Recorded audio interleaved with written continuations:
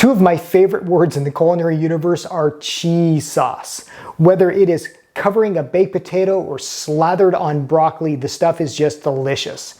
Now, if your idea of cheese sauce is Velveeta or something like that, no way. That's because after watching this video, you will know how to make a homemade cheese sauce in just a few minutes. It is so easy. Here's how to do it.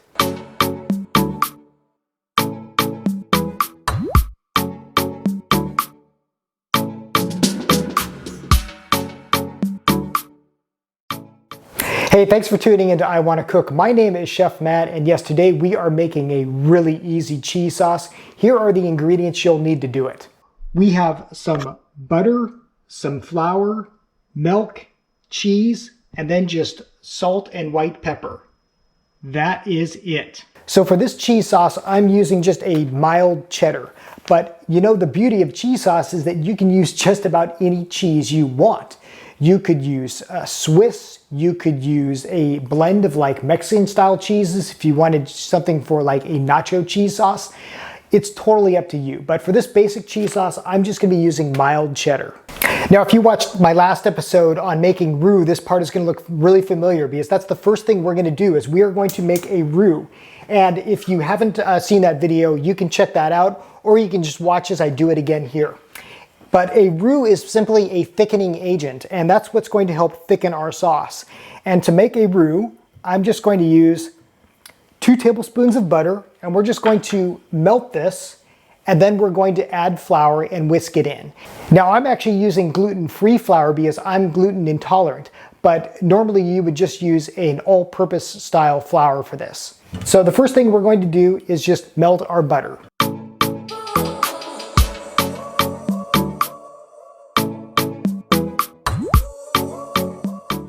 Okay, our butter is melted, and I should say I'm using just a stainless steel pot here over about low heat. Now I'm going to add 2 tablespoons of flour.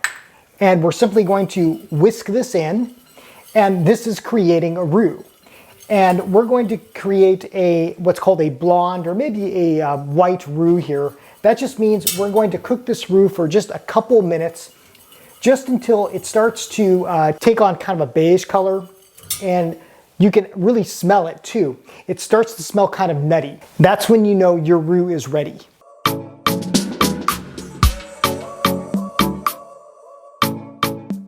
Okay, we've created our roux. Now all we have to do is whisk in our milk.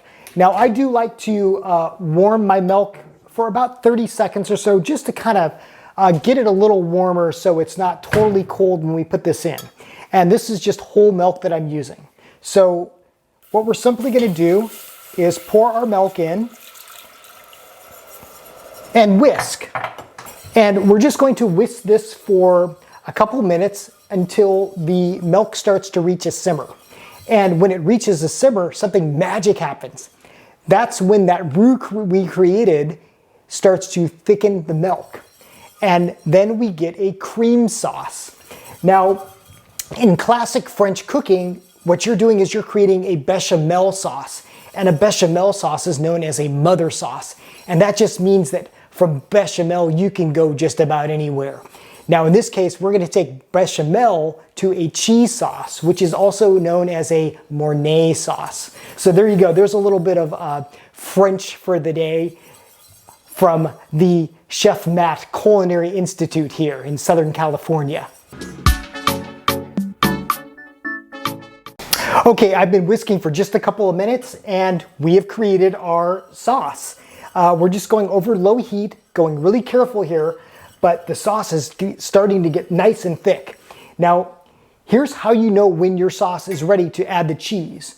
You want it to just kind of coat the back of a spoon. So this is what you learn in culinary school. You just take a spoon and then just kind of, that tastes good.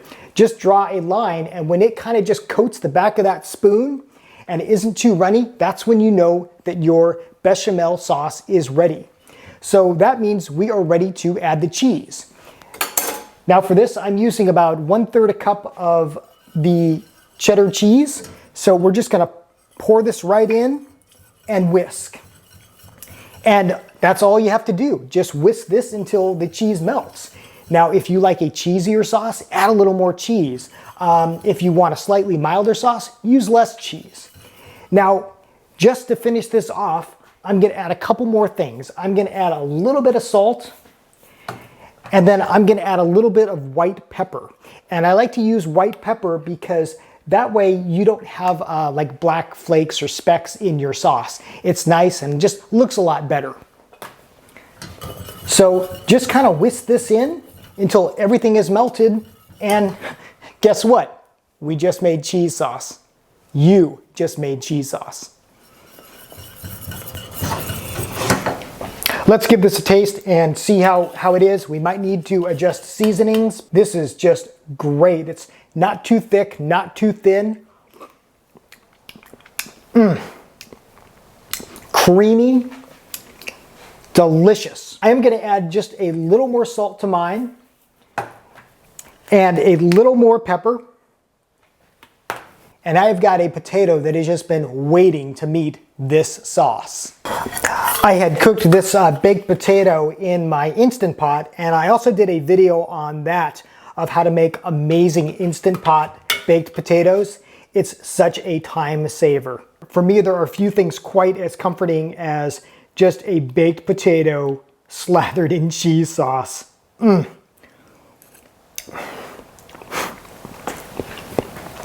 And this hits the nail on the head.